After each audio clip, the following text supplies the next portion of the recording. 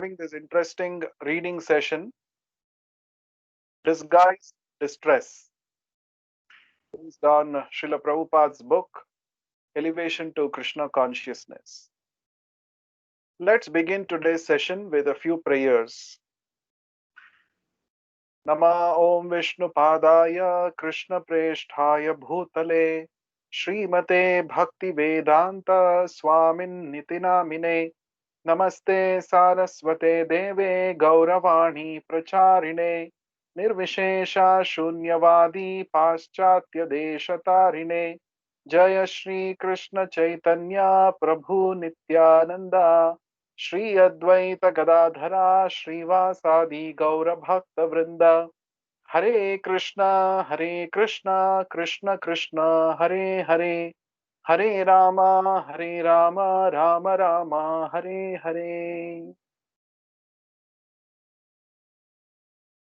So let's begin today's session. The structure of the session will be like this. First, we will be reading through the content from the book Elevation to Krishna Consciousness. Some of you will be reading for all of us to hear.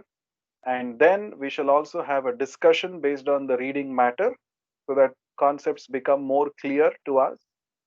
And towards the end, we are going to have an interactive quiz based on the reading. So without much delay, let us begin now. So let's have the text displayed. We dedicate this presentation, this session, to our beloved spiritual master, Srila Prabhupada. So let's begin the reading. So the first part that we are reading today is entitled, What are Miseries in Disguise? So who would like to read? You can unmute yourself and start reading. Can we display the text? Yes. Who would like to read?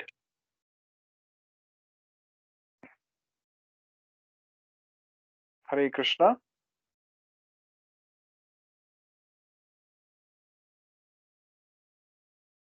Santosh, would you like to read?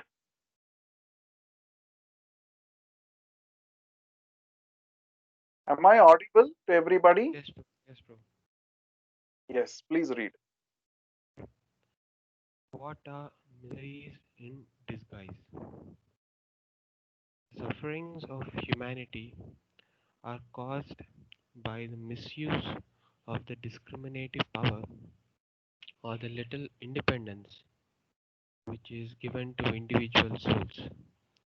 The fraudulent swamis or manipulators, in order to remain consistent with the theory of monism, must pass off the miseries of mankind as the pastimes of God. But actually, these miseries are only the enforced punishments of Maya Devi inflicted upon the misguided conditioned souls. Okay, nice. So today's topic is miseries in disguise or disguised miseries. In the previous session, we had discussed about the different miseries that we all go through in this material life.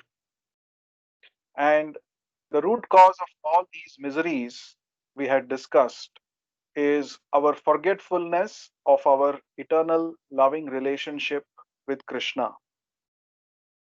And these miseries may be many, but broadly they are classified under four categories: birth, death, old age, and disease. The various miseries that we experience in our material existence are all byproducts or offshoots of these four miseries: Janma, Mrityu, Jara, Vyadhi, birth, death, old age, and disease. Now, in today's reading, in today's content that was just now read by Santosh, Srila Prabhupada is giving us another perspective as to why humanity is suffering currently. So Prabhupada is saying the miseries of humanity are caused by the misuse of the discriminative power, independence, which is given to individual souls. So all of us, we are soul, we are not the body, and we are part and parcel of the Supreme Lord, Krishna. The Supreme Lord Krishna has got unlimited independence. And since we are his parts and parcels, we have also got independence, but in minute quantity. This minute independence or discriminative power that all of us have got is also called as free will. Now, when we misuse this free will, the result is suffering. That is what Srila Prabhupada is mentioning here. Now, how is that true? Actually, we have misused our free will to uh, enjoy independently, to desire to enjoy independently. And that has caused this entire material existence and the concomitant sufferings.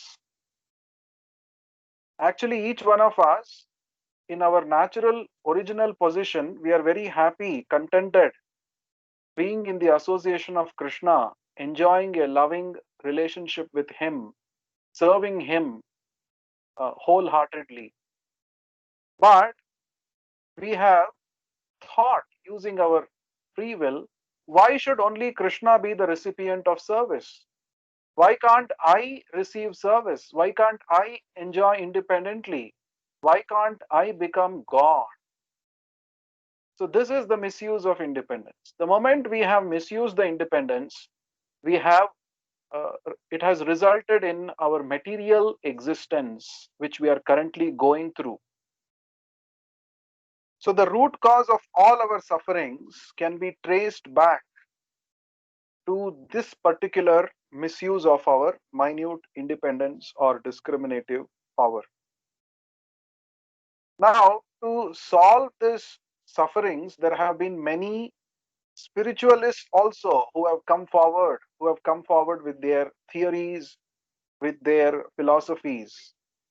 Now, such swamis are mentioned here as mental speculators or the theory of monism.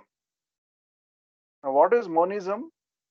According to them, the belief is there is only one soul, and all of us have to go and merge our existence into that supreme reality. That is monism. Now, they say that since currently you're having an individuality, therefore you have to go through these sufferings. Better you end your individuality so that there is no more suffering for you. That is their philosophy. So this is also referred to as mental speculation. So the solution offered by these monists is actually uh, not practical. It is not scientific, because we are soul, we are individuals, we have our ability to think, feel, act. You cannot just end your existence by merging into uh, some light like that. It is not possible. So, in fact, these people are referred to as fraudulents here, the fraudulent swamis here, because they say that the we are God ourselves. But right now we are going through these miseries, and these miseries are nothing but pastimes of Leelas or Leelas of God. This is what they say. You are God, I am God, everybody is God. Right now you have forgotten that you are God. And it is your Leela that you have bound yourself to the material miseries. But once you realize that you are God, then your miseries will end. That is their solution. So, but it is actually not true, because according to the Bhagavad Gita, Maya is always subordinate to God. Maya can never overpower God. If that was the case, then Maya would have become superior to God. If we are really God, then why are we under Maya's control now? Why are we suffering according to the dictates of Maya? So this is a uh, uh, wrong or cooked up speculation that these so-called swamis have come up with. And in fact, this is not going to help us. If this theory is accepted by people in general, then this will simply lead to more frustration. So these miseries are actually enforced by the Maya, illusory energy, upon all the uh, misguided conditioned souls who have misused the free will to enjoy independent of God. That is the point here. Let us move forward to the next slide. And I want one of you to please volunteer and read for all of us. Who would like to read this time? Hare Krishna. I think each time I'll have to take out name. Then Okay, Hare Krishna Prabhu. Hare Krishna Ashutosh. Um, what stops us from joining Lord's transcendental pastimes? As living entities, we are part and parcel of the Supreme Lord. Indeed, we actually belong to His superior energy. As such, we may join His transcendental pastimes in our unconditioned state of life, but as long as we are conditioned by the laws of karma, in contact with the inferior energy, our sufferings are our own creations, born of a gross misuse of our little independence.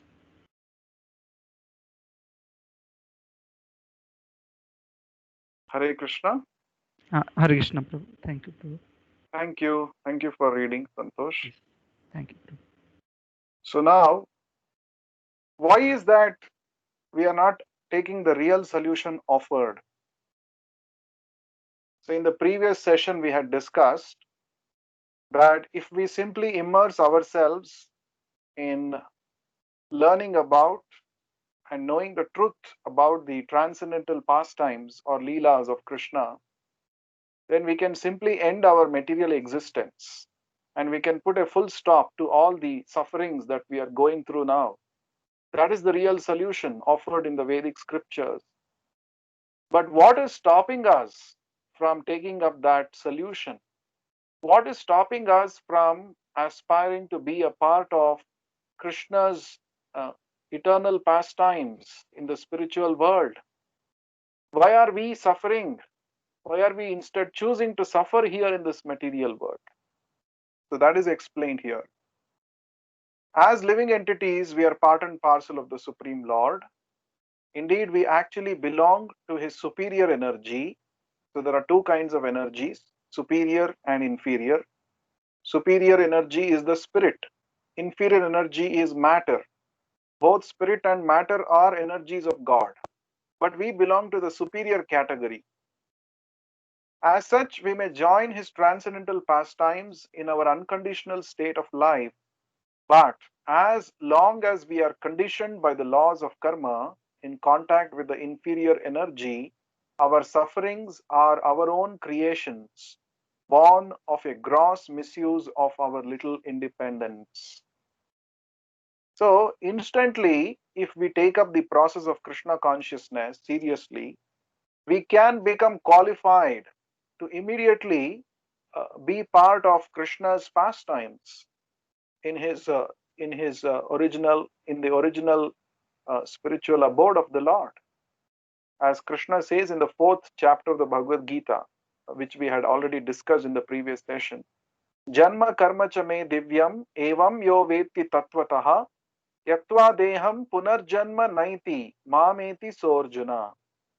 Lord Krishna says, as soon as you understand the transcendental nature of my appearance in this material world and my activities here, immediately you become qualified to come back to me, and you don't have to get caught in the cycle of birth and death. So Krishna is offering this solution to us.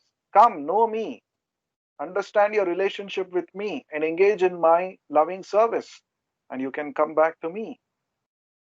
But uh, why we are not able to take up this advice of Krishna is because currently we are conditioned by the laws of karma. We are actually in contact with the inferior energy, matter. We are assuming this body is our real identity. And because of this bodily conception of life, we are performing so many activities which again lead to more and more karma reactions, which lead to further conditioning of our existence in the material world. And that is why it is leading to more and more sufferings. So, Srila Prabhupada is saying the sufferings that we are going through are our own creations. So, who is responsible for the sufferings that we are going through? It is we alone. Then, how is it? It is because it is we who have misused our minute independence, our free will. We have misused it. That is the reason why we are suffering. So, the moment we take up Krishna consciousness, the moment we agree to use our minute free will according to the Lord's desire, according to uh, the instructions given by the Lord in the Bhagavad Gita, then our sufferings at once will end. Let's continue now. Who would like to read next?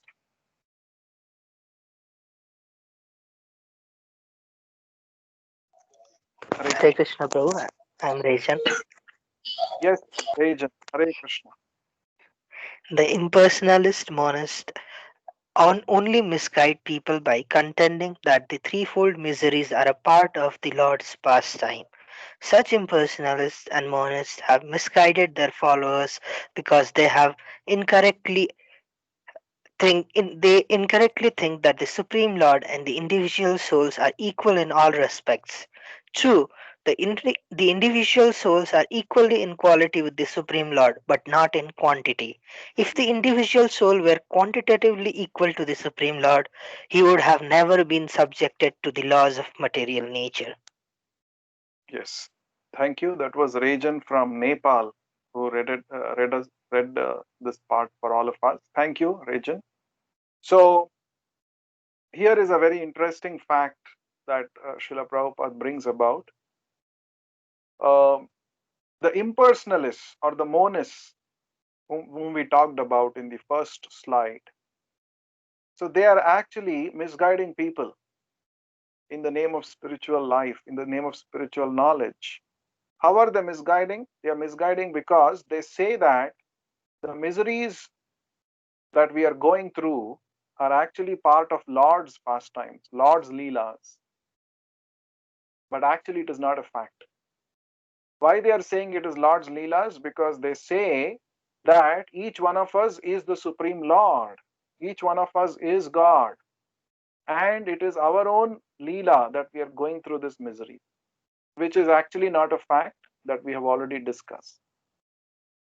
So, such impersonalists means those who believe that ultimately the absolute truth is not a person, simply some energy. They are called impersonalists, nirvisheshavadis. And monists. Monists means Advaitavadis. Those who say that everything is one. They don't recognize the existence of the Lord and the individual living entities. They say everybody is one, ultimately. So that is what is their philosophy. So the impersonalists and monists, they have actually misguided their followers because they wrongly think that the Supreme Lord and the individual souls are equal in all respects, which is actually not a fact. So only qualitatively, all of us are equal to the Supreme Lord, but quantitatively, we are not. Just like a drop of water and the entire ocean of water. qualitatively both are same, H2O molecules, whereas quantitatively a drop is never comparable to the vastness of the ocean. Similarly, the Supreme Lord is Satchidananda Vigraha, and we are also Satchidananda Vigraha, as we have discussed in the previous sessions. The makeup of the soul, Sat, Chit, and Ananda, eternal, full of knowledge, and blissful, is the same as the Lord's position also. Lord is also Satchidananda Vigraha. He is also an eternal personality, full of knowledge, and always blissful. But in quantity wise, he is like an ocean. We are like a drop. We are not the same. So qualitatively, we are equal to the Lord, whereas quantitatively, we are not. We have to understand this very importantly. This understanding leads us to the point of uh, devotional service or Krishna consciousness, surrender to the Lord. Why we have to surrender to the Lord? Why in the Bhagavad Gita, Krishna is saying, you just surrender unto me. He's saying because we are ever dependent on Him. We have just forgotten it currently in our material existence under the influence of Maya. We have actually caught up in a cycle of karma and its reactions. So we have forgotten all these things. So our real independence is to become dependent on Krishna. That is our real natural position. Now we are in an artificial position. So Krishna is urging us throughout the Bhagavad Gita in various ways, you just come back to me. You just surrender unto me. So this is a very important thing. So because we are minute, because our existence depends on the Supreme Lord, therefore we have to depend on Him, we have to surrender unto Him. So that is the whole point. So at the end, Prabhupada is saying, if the individual soul were quantitatively equal to the Supreme Lord, he would have never been subjected to the laws of material nature. If we were actually the Supreme Lord, quantitatively, then why now we are under the influence of Maya? Why are we under the influence of karma? It is never possible. So the fact or the myth the impersonalists propagate in the name of knowledge is actually bursted here. We are only qualitatively one with God, but quantitatively we are not one with God. Let's go on to the last part of the reading matter. Who would like to read now? The last part.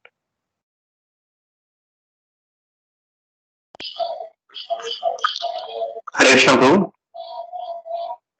May I know who is this? Prabhu, this is Garuda Narayan Das, Prabhu, Ganeshan. Yes, Garuda Narayana Prabhu. Please read. What is the position of Supreme Lord?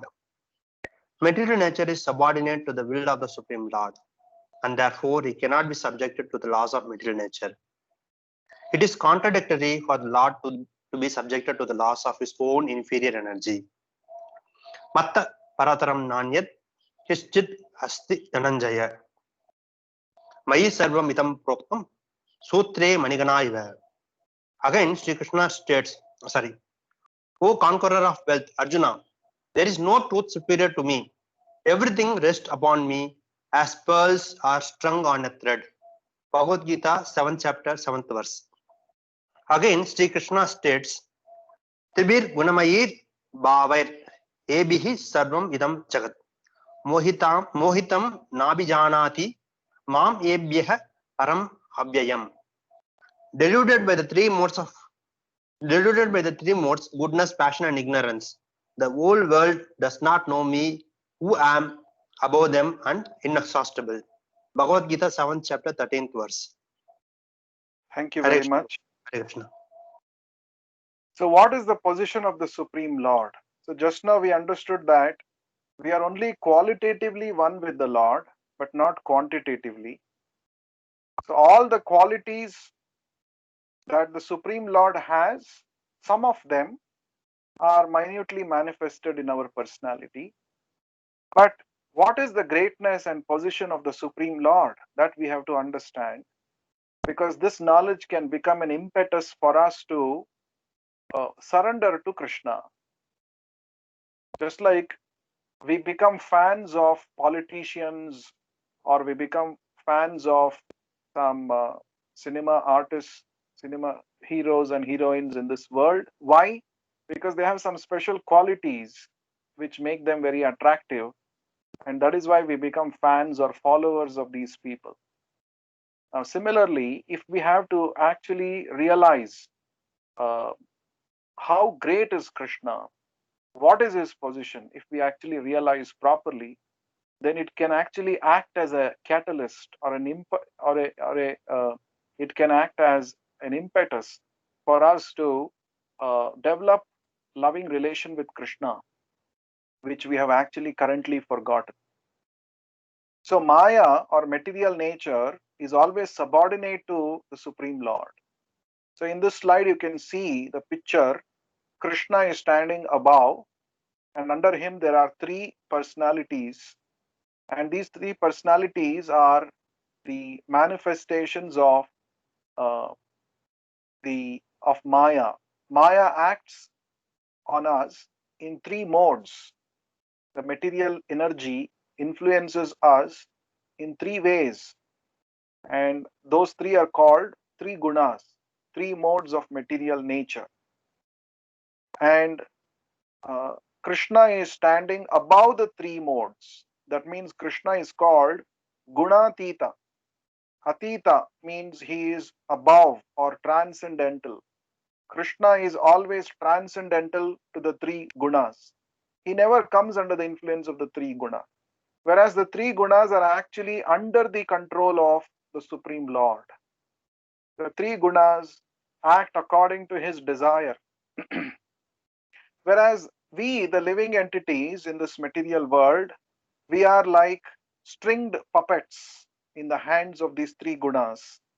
You can see there are two people there, they are acting in certain ways, but their activities are actually under the dictation of the three gunas. We are not gunatita presently. Krishna is always gunatita, whereas we are under the influence of the gunas. In Sanskrit language, guna means qualities, and guna also means ropes. Just like rope can bind up an animal, in the same way, we are actually bound by these three gunas. And at every moment of time, these three gunas are influencing us to think and act in a certain way. That is our current position now.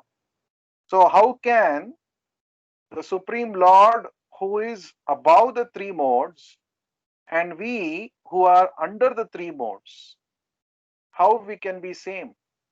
How we can be same as the impersonalists or the monists claim? It is never to be true. It is never true. Now, one of their saying is, one of their ideas is, we are God, but it is our Leela that we have come under the three modes. But for their information, for their kind information, even when Krishna comes to this material world as an incarnation, he never comes under the influence of the three gunas. He is still Gunatita. Whether Krishna is in the spiritual world or he is in the material world, he is always Gunatita. He never comes under the influence of the three gunas. Now you may ask, how do you know? Yes, we know when we study the activities of Krishna that he performed when he came 5,000 years ago to this material world. One of the examples is the lifting of Govardhana hill, the Govardhan Leela pastime. So Krishna, when he was 7 years old, he lifted Govardhana hill on the little finger of his left hand. He held it up as an umbrella to protect all the residents of Vrindavan against the torrential rains sent forth by King Indra. Now, no ordinary person can do this because we are all under the laws of nature. One of the laws of nature is law of gravity. We cannot hold something so heavy as a mountain, as a hill, which was 22 kilometers high during that time, uh, like that for 7 days and nights straight. It's never possible by an ordinary person who is under the influence of the material laws. Someone may say, oh, there are so many great yogis who can achieve these siddhis, these perfections. Yes, yogis can lift such a huge hill, but mind you, the situation when Krishna lifted Govardhana hill was not an ordinary situation, because during that time Indra had employed special kind of clouds called the Samvartaka clouds, which are generally employed to devastate the whole world during the time of pralaya or annihilation. So during the time of pralaya, even if somebody is a great yogi, all his yogic siddhis will fail to work. So this idea makes us understand that Krishna, even when he comes to this material world, he is still Gunatita. He is still above the influence of the laws of material nature. This we have to understand very, very clearly with proper understanding from the scriptures. So Krishna cannot be subjected to the laws of material nature. He is the Lord always. So that is why Krishna declares in the 7th chapter, Mattaha parataram na anyat kinchidasti dhananjaya mai sarvam idam protam sutre manigana iva. O Dhananjaya, Arjuna, there is no truth superior to me. Everything is resting upon me as pearls are strung on a thread. And Krishna also says, Tribir gunamayair bhavaihi ebhi sarvamidam jagat mohitam nabhijanati mamebhya paramavyayam. Deluded by the three modes, sattva, rajas, and tamas, goodness, passion, and ignorance, the whole world does not know me, who am above them and inexhaustible. So these two verses talk about, the first verse talks about the Supreme Lord's position. He is always superior, everything rests upon him.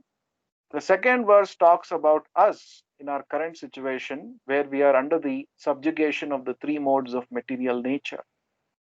So when we properly understand the position of the Supreme Lord, then it can help us to develop our lost relationship with Him. And in that way, we become eligible to enter into Krishna's abode and participate in his eternal transcendental leelas and derive great happiness, which we are looking after or which we are looking for life after life. And in this way, we can put a permanent end to all the miseries, the distresses that we are going through currently. So, right now, we are going through different kinds of distresses, and sometimes the distresses are evident in front of our eyes, sometimes they are disguised. What is that disguised distress that we are going through? The disguised distress that we are going through is actually uh, the various attempts that we are employing in this world, thinking that these attempts can help us to become happy, but these attempts themselves are distresses in disguise, because they produce more and more sufferings only. So any material solution that we employ to solve our current miseries will make us end up in more miserable situations. Therefore, the only solution is to surrender to the Supreme Lord, understanding his position, understanding our position, and that is the essence of today's reading um, content from the book, from Srila Prabhupada's book, Elevation to Kṛṣṇa Consciousness. So to summarize what we have discussed so far, we have discussed what are the miseries in disguise. We have seen how the so-called spiritualists who offer solutions which are non-scientific, that in itself causes more miseries. And what stops us from joining Lord's transcendental pastimes is our misuse of the minute independence that we have got. And we have seen, are individual souls and the Supreme Lord equal? No. Yeah, and yes and no is the answer. Qualitatively, we are equal, but quantitatively, we are not. And what is the position of the Supreme Lord? The Lord is always transcendental to the three gunas, whereas we, in the current situation, we are very much under the influence of the three gunas. So that is the summary of today's discussion. Now we will have a simple quiz now. Uh,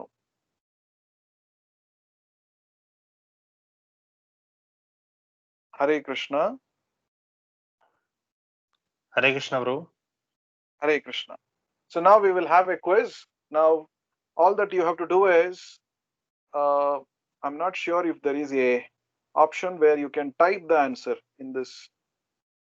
Santosh, do we have such an option? Can participants type their answers and send? Yes, Hare sir. Krishna. Hare Krishna. Yes. Okay, I'm not aware. So because I'm using first time. Okay, the first question. So I'll ask you the question. You'll have 30 seconds. You have to type your answer and send it to me on the chat box or here. Okay, the first question. Can we have the first question, please?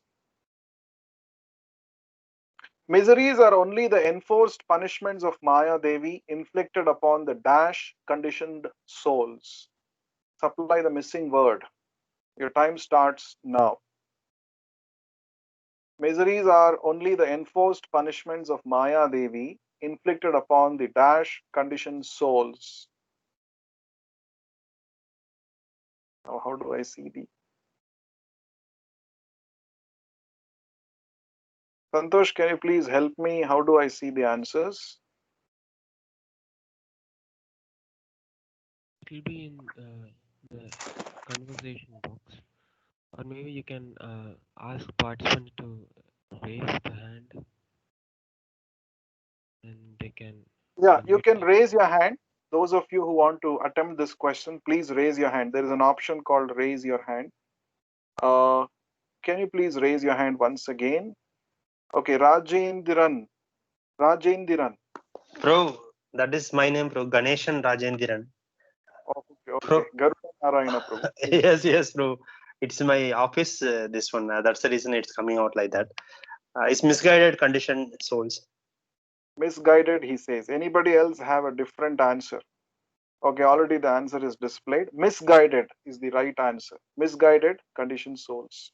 And we know the impersonalists or the Mayavadi fraudulent swamis are referred to as misguided, are the people who are actually misguiding the conditioned souls. Okay, the next question. Next question, please. 2 of 3. How do impersonalists misguide people? Actually, this has answered. Yeah, it was a error here. The answer is already displayed here. So the answer is threefold miseries are part of the Lord's pastime, they claim. And they also say Supreme Lord and the individual souls are equal in all respects. Because of these 2 points that they propagate, they believe and propagate, they are actually misguiding the conditioned souls, all of us in this world. Okay, let's go to the last question of this session. This is okay. Third question. Which chapter of the Bhagavad Gita verses cited in the last verse? Okay, which chapter do the Bhagavad Gita verses cited in the last slide belong to? Okay, Shivananda. Shivananda. Yes, Prabhu. It was from the seventh chapter. Okay, he says 7th chapter. Anybody else want to attempt this question? Can raise your hand. Who else raised your hand? I could not see the second name. Can speak up. Okay, Rajan. 7th chapter, bro. Rajan 7.7, I think. Okay, Rajan also says 7th chapter. Okay. 7.7. Hare Krishna Prabhu, 7th chapter. Amrit also says 7th chapter. Okay. The right answer. Let us see the answer.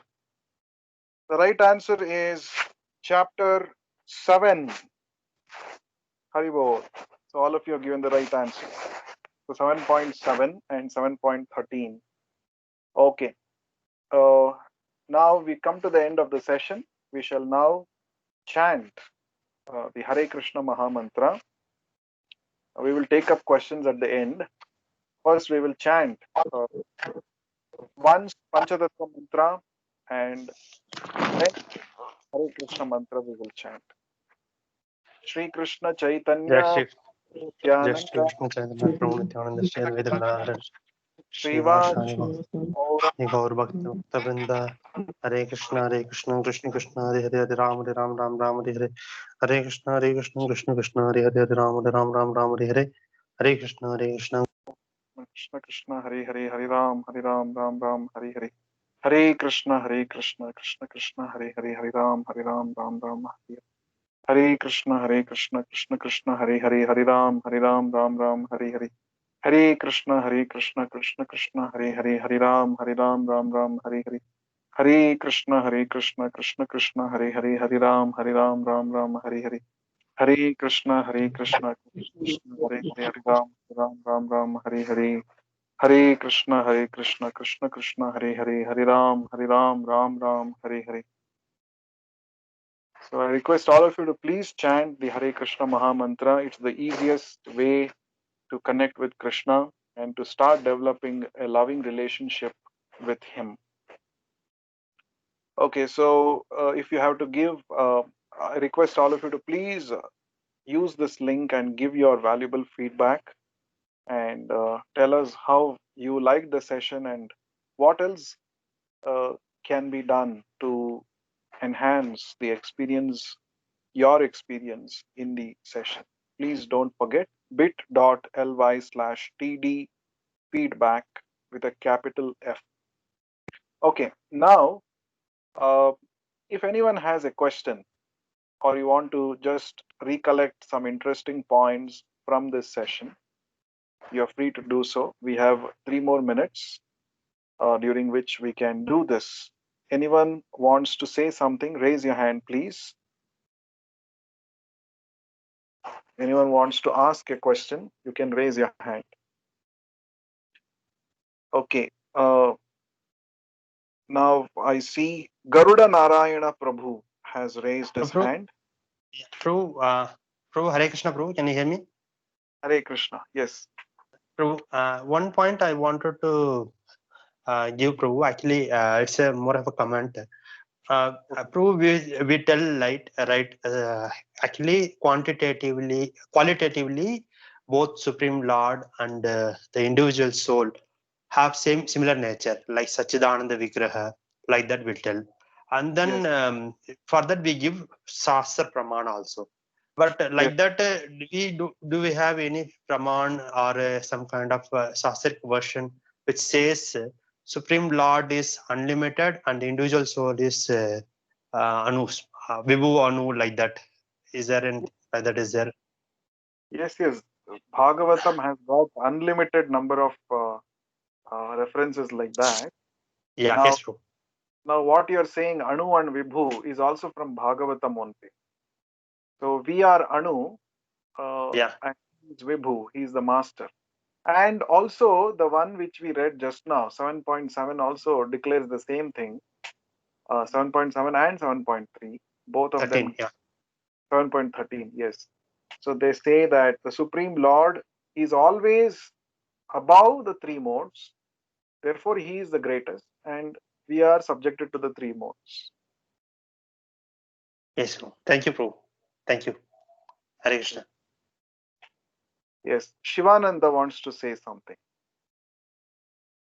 Hare Krishna Prabhu. Hare Prabhu, I wanted to ask that the followers of this impersonalist and Mayavadis, they are actually hearing this philosophy for the first time, and they do not know how to discriminate between what is monism and what is what is the real philosophy. then will they get some sukriti out of it?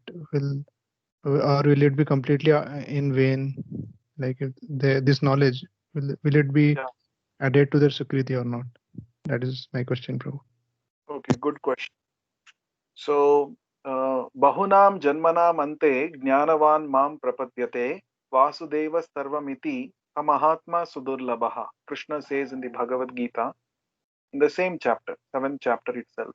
Krishna says, after many, many lifetimes of cultivating knowledge, a impersonalist, when he comes in touch with a pure devotee spiritual master, by his mercy, he will be able to understand that Krishna is the supreme and he will surrender unto him. So, whatever spiritual activities that they are doing, definitely they will get some uh, punya karma out of it. Eventually, it might lead them to come to a point where they can come into association with a pure devotee from where they can take up Krishna consciousness. But there is a difference between impersonalists and Mayavadis, which we will discuss probably in the next session. Uh, I think we are running short of time now. Is it 50 minutes, Santosh?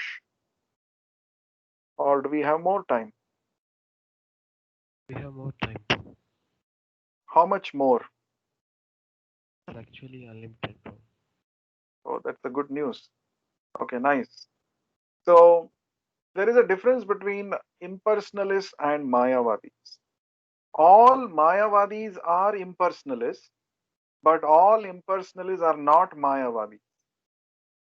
Now let me make it a little clear, more clear. Now, those who believe that ultimately the supreme absolute truth is not a person, is simply an energy, they are called impersonalists. And Mayavadis are also impersonalists. They also believe the same thing. Whereas Mayavadis, they have some more belief system. So they say that even when the Supreme Lord comes to this material world, he also becomes subjugated to the Maya. He comes under the influence of Maya.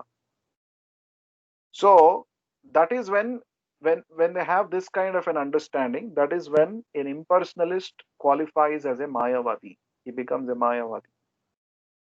Now, in the current situation, especially in our country, and also many spiritual organizations across the world who have followers across the world, they more or less propagate the Mayavadi philosophy only. So, Mayavadis, they contend that Krishna also comes under Maya.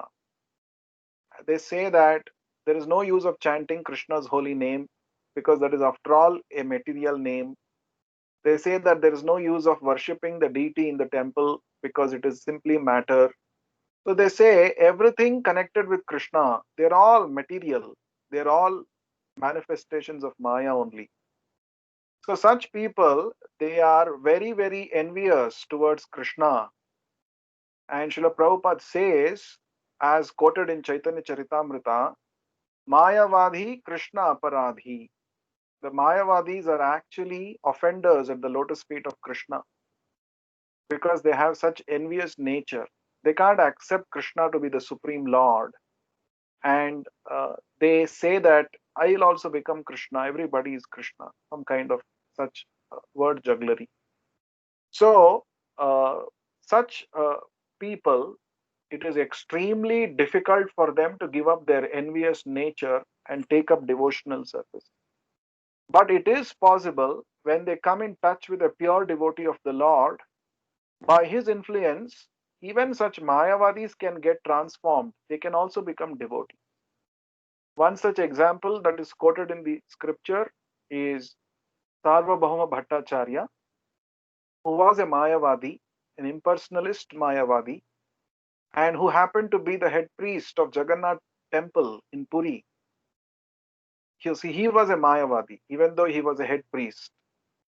Even though he was worshipping the deity of Jagannath, he was having Mayavadi ideas. So, but by Chaitanya Mahaprabhu's association, he actually gave up his Mayavada and he became a pure devotee. So, the question that you asked, is it possible for impersonalists or Mayavadis to ever take up Krishna consciousness? Yes, the doors of Krishna consciousness are open to everybody, immaterial of what is their belief system currently. But only if they accept the words of a pure devotee, or only when they come in touch with the pure devotee of the Lord, then such transformation is possible even for them. And this is mentioned by Krishna himself in the Bhagavad Gita, 7th chapter. Bahunam janmanam ante jnanavan mam prapadyate.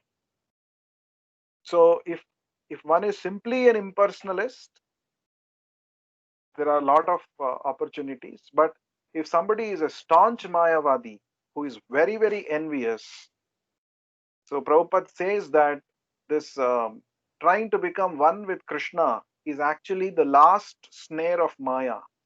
Everybody in this material world want to become Krishna. So those who are practicing this Mayavada idea, they are staunchly believing that I am Krishna, just that I have to become enlightened about it. So they are fully, deeply under Maya. It is Maya's influence only which makes them think like that. But by the association of a pure devotee, by his influence, such ideas can get changed and they can take up pure devotional service. Hope that answers your question. Now Abhinav Yes, wants Prabhu. Hare Krishna. Hare Krishna. Abhinav. Hare Krishna, Prabhu. Hare Krishna. Yes, Abhinav.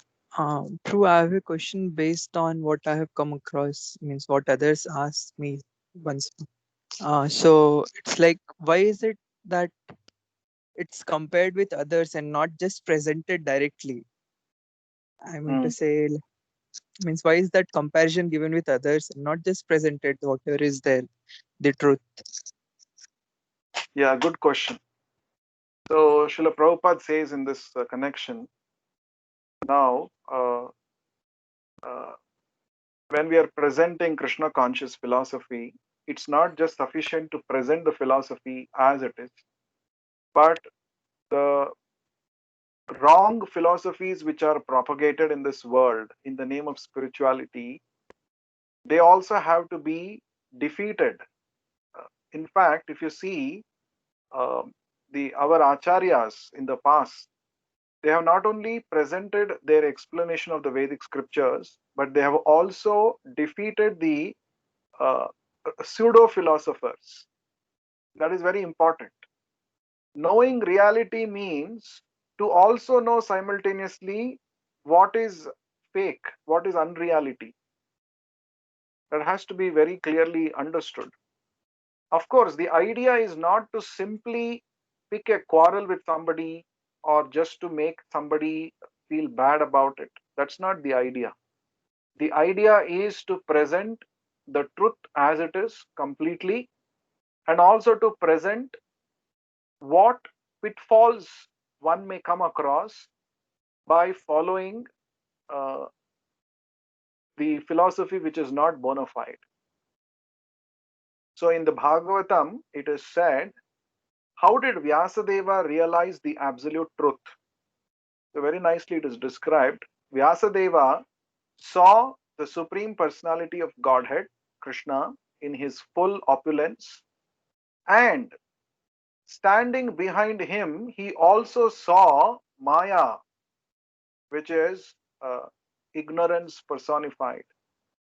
That means Vyasadeva realized the complete absolute truth. How did he realize? He saw Krishna along with Maya, which deludes people in this world. Both are there. So it's not, if I only know about philosophy of Krishna consciousness, uh, it's not complete. One has to know what is not truth also. So that when you come across, or when somebody comes across uh, such philosophy, that philosophy has to be put to test. No, there has to be some basis on which you have to put to test and check the credentials. So you should know what, just like if you want to teach a child what he can eat and what he cannot eat, generally Small kids, they have this tendency to put anything and everything into their mouth. We all have experienced this. So parents have to teach us. Parents teach us actually. You eat this, you don't eat this. This you can put in your mouth. It is edible, but this is not good. Don't put this into your mouth. That means both knowledge have to be given to the child, no? Hmm? So like that, what is bona fide, what is not bona fide, the acharyas have presented it, and in the parampara system, it is our duty to present both. Of course, not with an intention to hurt somebody's feelings. It is not with that intention. I hope that answers your question, Abhinav. Yes, true. Or is it still there are some? Is it It clear? answers true. Yes, true. Yeah. So we should also be very careful when we are presenting our Kṛṣṇa consciousness philosophy, especially to newcomers. We have to be very careful. They may be following some other philosophy, some other systems. We should be definitely conscious of this fact, and we should try to present it without compromising on the spirit. We should present it. At the same time, we should also be, what do you say? We should also be empathetic with them, and we should never have this pride feeling in us. Oh, I know the greatest philosophy, therefore I am great. No, with this kind of a mindset, we can never preach and bring about a transformation in people's heart. So a Vaishnava must be compassionately preaching, not with an idea to flaunt his ability to quote shlokas or his ability to present logical arguments. No, we should never show off these things. We should never become proud of these things. Then Prabhupada and Krishna can make us as an instrument in their hands and help to transform more people into Kṛṣṇa consciousness.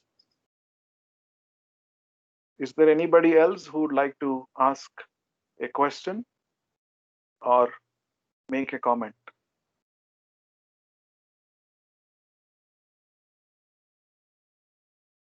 Okay, I think we are done for the session. So we use this Microsoft Teams for the first time. So just wanted to, I'm yet to explore the features of this platform.